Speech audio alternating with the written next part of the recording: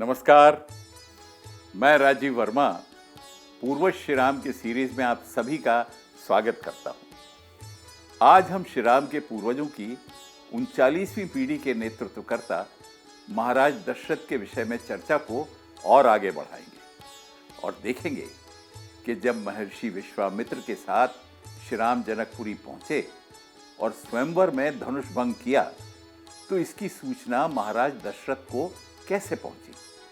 इस सूचना पर महाराज दशरथ की प्रतिक्रिया क्या थी और मिथिला पहुंचकर एक पिता के रूप में उन्होंने कौन से आदर्श स्थापित किए। तो चलिए महाराज दशरथ के जीवन के एक नए अध्याय को पलटकर देखने के लिए शुरू करते हैं पूर्वज श्री राम के।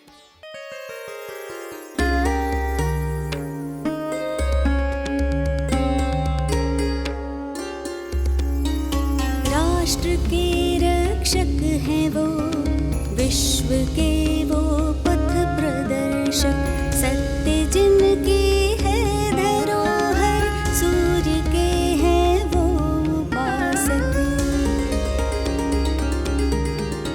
गंगा है वो, सिंधु है वो, वही तो जम्बू द्वीप है। सगर रघु दशरथ है वो, वही तो राजा दिलीप है।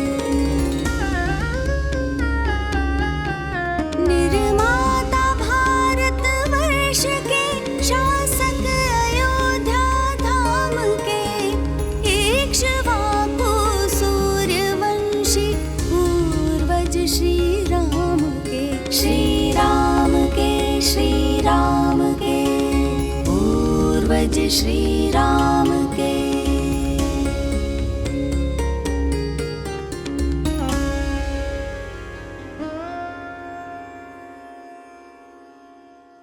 महाराज दशरथ जब महर्षि वशिष्ठ के वचनों को सुनकर चिंता मुक्त हो गए तब उन्होंने श्री राम और लक्ष्मण को महर्षि विश्वामित्र के साथ भेज दिया। आगे ठीक वैसा ही हुआ जैसा महर्षि विश्वामित्र और गुरु वशिष्ठ ने विश्वास दिलाया था।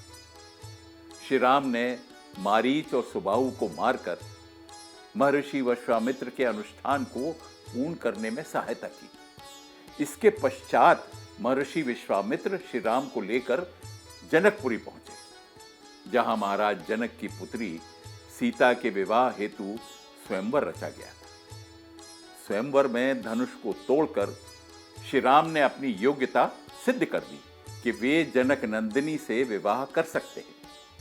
परंतु इस पूरे घटनाक्रम से महाराज दशरथ अपरिचित थे। उन्हें कैसे सूचना प्राप्त हुई और उन्होंने इस पर क्या प्रतिक्रिया दी, आइए विस्तार से देखते हैं।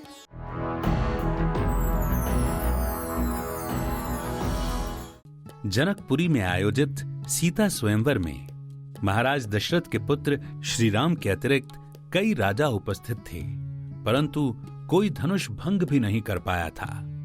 तब श्री राम धनुष तोड़ने के लिए आगे आए और उन्होंने मन ही मन गुरु को प्रणाम किया और धनुष को उठाकर तोड़ दिया, जिससे तीनों लोकों में एक तीव्र ध्वनि हुई।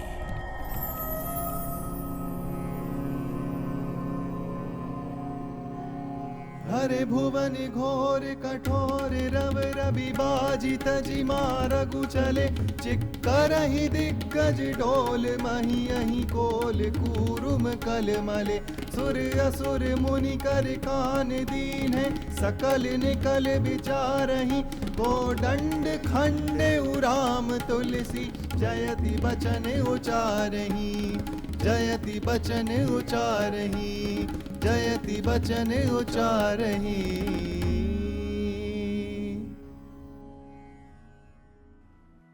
धनुष भंग होते ही घोर कठोर शब्द से सभी लोक, सूर्य, धरती, शेष, वराह और कच्छप कंपित हो गए।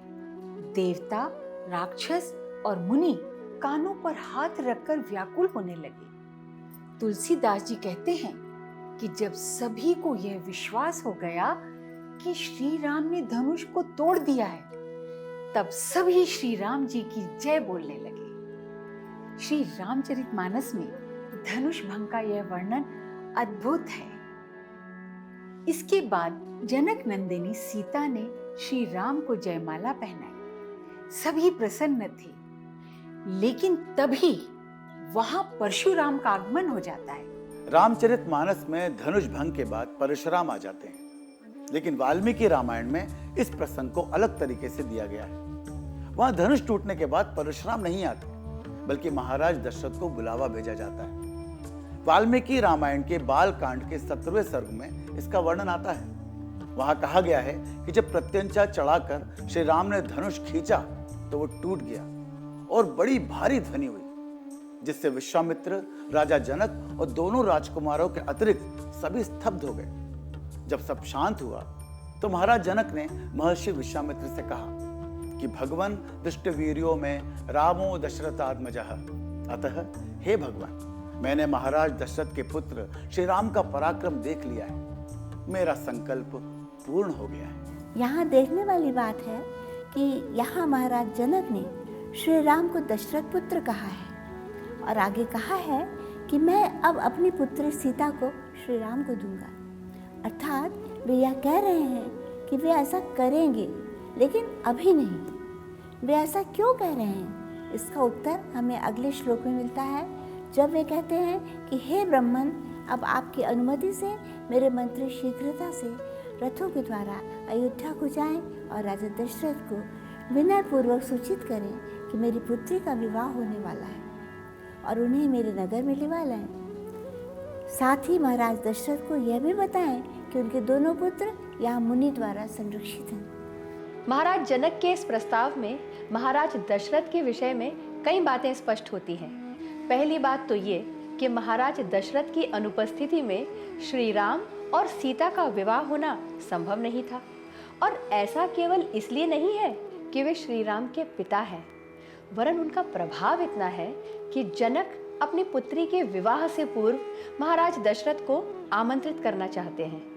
और दूसरी बात यह है कि महाराज जनक जानते हैं कि महाराज दशरथ अपने पुत्रों को लेकर भी चिंतित होंगे, और ऐसे में उन्हें विवाह में आमंत्रित करने में संभव है कि वे व्यथित और क्रोधित हो जाएं। और यही कारण है कि जनक ने स्पष्ट कहा है कि महाराज दशरथ को श्री राम और लक्ष्मण की कुशलता की सूचना भी दी जाए।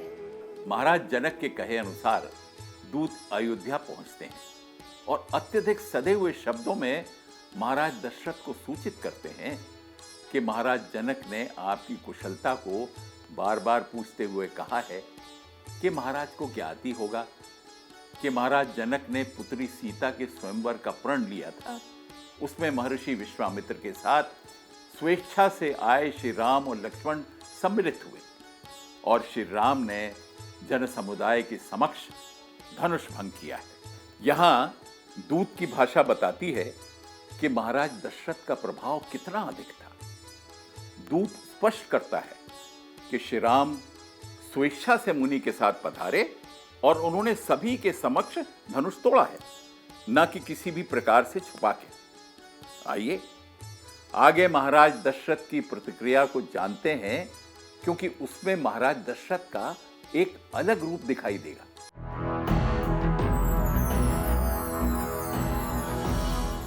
महाराज दशरथ से दूत कहते हैं कि महाराज जनक ने आपसे अनुरोध किया है कि आप अपने पुरोहितों सहित मिथिला पधारें, क्योंकि मुझे आपके महात्मा पुत्र को अपनी पुत्री सौंपकर अपनी प्रतिज्ञा पूरी करनी है। संदेश सुनकर महाराज दशरथ प्रसन्न होते हैं। दूसरे दिन महाराज दशरथ के आदेश से प्रथम सभी धनाध्यक्ष अत्यंत धन और नाना रत्न साथ लेकर प्रस्थान करते हैं।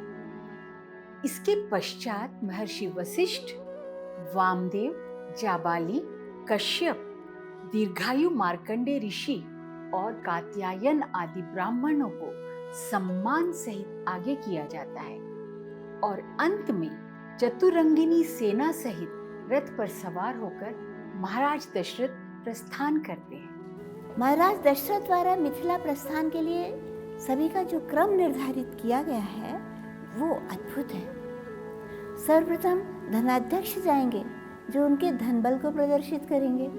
इसके बाद ज्ञान बल के प्रतीक सभी महर्षि, मुनि और ब्राह्मण होंगे और अंत में उनकी चतुरंगिनी सेना होगी, अर्थात उनके सुरक्षा बल या सैन्य बल के साथ महाराज दशरथ स्वयं को रखते हैं। यह उनकी नीति को दिखाता है कि वह अपने निकट और दूर किसको रख रहे हैं। यहाँ महाराज दशरथ द्वारा किसी प्रकार का बल प्रदर्शन किया जा रहा है, ऐसा समझना हमारी भूल होगी। वास्तव में यहाँ महाराज दशरथ जनक और मिथिला के साथ सभी स्तरों पर अपना संबंध स्थापित कर रहे हैं। वे अयोध्या के धन, ज्ञान और सैन्य बल को मिथिला के साथ साझा कर रहे हैं। इसका प्रमाण हम आगे देख भी लेते हैं, जब महाराज जनक कहते हैं कि मेरा सौभाग्य है कि महातेजस्वी भगवान ऋषि वशिष्ठ भी यहाँ पधारे हैं। इसका अर्थ है कि महाराज जनक ज्ञान बल को महत्व दे रहे हैं। इसके बाद वे कहते हैं कि वीरों में श्रेष्ठ महाबलवान रघुवंशियों के साथ संबंध होने से मेरे सौभाग्य का उदय हो गया है। ये मेरा सौभाग्य है कि मेरे कुल का सम्मान बढ़ रहा है और मेरे सारे विघ्न समाप्त हो रहे हैं। सारे विघ्न समाप्त होने की बात कहना ये साफ दिखाता है कि महाराज दशरथ की सेना अब मिथिला के पक्ष में आ गई है और महाराज दशरथ और अयोध्या का सैन्य बल जिनके साथ है, उनके लिए किसी शत्रु द्वारा उत्पन्न विघ्न और बाधा का भय समाप्त होना स्वाभाविक है। हम कह रहे हैं कि सेना और ऋषियों के साथ आना कोई प्रदर्शन नहीं है, और यह बात महाराज जनक और महाराज दशरथ के अगले संवाद से और अधिक स्पष्ट हो जाती है। स्वागत के पश्चात जब जनक महाराज दशरथ से कहते हैं कि हे नरश्रेष्ठ, कल प्रभात में मेरे यज्ञ के समाप्त होने पर आप महर्षियों के साथ विवाह की क्रिया को संपन्न कराएं, तो महाराज दशरथ उत्तर देते हैं कि प्रतिग्रहो दात्रवशः श्रुत पैतन मया पुरा यथा वक्ष्यसि धर्मज्ञ तत् करिष्यामहे वयम। अर्थात, हे धर्मज्ञ, हमने तो सुना है कि दान और दान लेने वाला दान देने वाले के अधीन होता है, अतः आप जैसा कहेंगे हम वैसा ही करेंगे। महाराज दशरथ की ये उदारता अद्भुत है। संभवतः यही कारण है कि आज भी भारतीय संस्कृति में विवाह के समय कन्या का पिता वर के पिता के रूप में महाराज दशरथ को देखना चाहता है, जिन्होंने कन्यादान को महादान समझा था। सत्यवादी राजा महाराज दशरथ की धर्मयुक्त बातों को सुनकर राजा जनक को आश्चर्य और प्रसन्नता दोनों हुई। महाराज जनक ने बड़ी प्रसन्नता से यज्ञ तथा दोनों पुत्रियों के लिए आवश्यक अन्य क्रियाओं को करके वो रात्रि व्यतीत की। अगली सुबह श्री राम और सीता का विवाह था और हमें महाराज दशरथ के व्यक्तित्व के दो विपरीत आयामों का परिचय मिलने वाला था। एक तो विवाह के पूर्व उनकी दानशीलता का परिचय और दूसरा परशुराम के समक्ष उनकी दीनता का परिचय।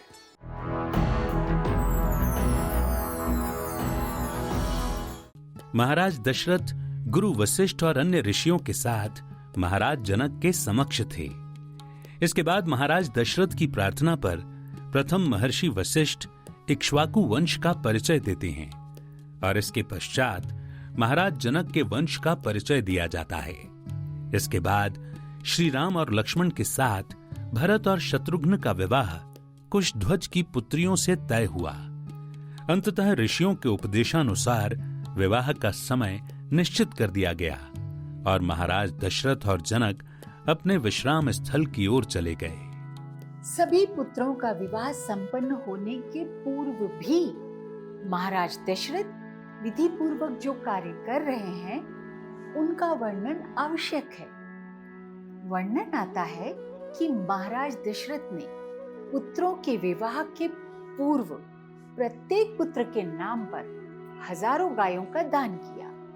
इन गायों के विषय में कहा गया है कि ये गायें सुनहरे सींगों से सुशोभित थी, अर्थात उनकी सींगों पर सोना मढ़ा हुआ था, और गौदान कांसे के दुग्ध पात्र और बछड़ों सहित किया गया था।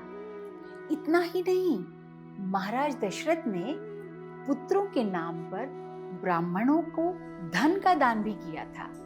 दान आदि करने के पश्चात अंततः विजय मुहूर्त में महाराज दशरथ श्री राम और अन्य पुत्रों सहित यज्ञशाला में पहुंचे। और महर्षि वशिष्ठ और महर्षि विश्वामित्र आदि अन्य ऋषियों के समक्ष श्री राम सहित सभी भाइयों का विवाह संपन्न हुआ। विवाह संपन्न होने के बाद सर्वप्रथम महर्षि विश्वामित्र ने प्रस्थान किया। अंत में महाराज दशरथ भी मिथिलापति से विदा लेकर अपने नगर की ओर चल दिए, परंतु मार्ग में महाराज दशरथ ने भृगवंशी जमदग्नि के पुत्र परशुराम को आते देखा। महर्षि वशिष्ठ और अन्य मुनियों ने भृगुवंशी परशुराम को अर्घ्य प्रदान किया, जिसे परशुराम ने स्वीकार भी किया। परंतु इसके बाद वे श्री राम की ओर मुड़े और उन्होंने कहा कि दशरथ पुत्र श्री राम, मैंने सुना है कि आपका पराक्रम अद्भुत है और आपने धनुष भंग कर दिया है। यही कारण है कि मैं आपके लिए दूसरा धनुष लाया हूँ। यदि आप इस पर बाण चढ़ा देते हो तो मैं आपके पराक्रम को देखने के लिए आपके साथ द्वंद्व युद्ध करूंगा। इस बात को सुनकर श्री राम तो भयभीत नहीं हुए, परंतु महाराज दशरथ जैसे अकस्मात ही दीनता के भाव में आ गए। महाराज दशरथ परशुराम से बोले कि आप महातपस्वी हैं और मेरे पुत्र अभी बालक हैं। आप इन्हें अभय प्रदान कीजिए प्रभु। आपने इंद्र के समक्ष प्रतिज्ञा करके शस्त्रों का भी त्याग कर दिया है, तब आप मेरा सर्वनाश करने क्यों आए हैं? क्योंकि यदि आपने राम का वध कर दिया तो हम सभी जीवित नहीं रहेंगे। परंतु महाराज दशरथ की प्रार्थना का परशुराम पर कोई प्रभाव नहीं हुआ और तब श्री राम, जो पिता दशरथ के गौरव के कारण उत्तर नहीं दे रहे थे, परशुराम से बोले कि आपका पराक्रम मैं जानता हूँ, परंतु आप मुझे तेजहीन मानकर मेरा तिरस्कार कर रहे हैं। अतः अब आप मेरे तेज और पराक्रम को क्षत्रिय धर्म के साथ देखिए। और ऐसा कहकर श्री राम ने परशुराम के धनुष और बाण को ग्रहण कर सहज ही धनुष पर प्रत्यंचा चढ़ाकर उस पर बाण को रख दिया। श्री राम के इस अद्भुत पराक्रम को देखकर परशुराम तेजहीन होकर महेंद्र पर्वत की ओर चले गए। लेकिन महाराज दशरथ अभी भी भयभीत तथा व्याकुल थे। तब श्री राम ने उन्हें बताया कि जमदग्नि के पुत्र परशुराम चले गए हैं। अब हमें आपके स्वामित्व में सुरक्षित चतुरंगिणी सेना सहित अयोध्या की ओर प्रस्थान करना चाहिए। श्री राम के इन वचनों को सुनकर राजा दशरथ ने श्री राम को अपनी छाती से लगा लिया और ऐसा अनुभव किया जैसे श्री राम का नया जन्म हुआ है। महाराज दशरथ का इस प्रकार का व्यवहार हमें बार बार दिखाई देता है। महाराज दशरथ, जिनके पराक्रम की गूंज संपूर्ण पृथ्वी पर व्याप्त थी, वे श्री राम को लेकर बहुत ही असुरक्षित महसूस करते थे। वे श्री राम के पराक्रम और शक्ति से भी परिचित थे, लेकिन फिर भी जब श्री राम पर कोई संकट आता था तो वे अत्यंत व्यथित हो जाते थे और ऐसा व्यवहार करते थे जो उनके व्यक्तित्व से पूर्णतः अलग था। श्री राम को लेकर महाराज दशरथ की इस असुरक्षा का कारण क्या था, जानेंगे लेकिन अगले अंक में। तब तक जुड़े रहिए और देखते रहिए पूर्वज श्री राम के युग युगीन भारतवर्ष की विकास गाथा केवल वीर भारत पर। अभी के लिए नमस्कार।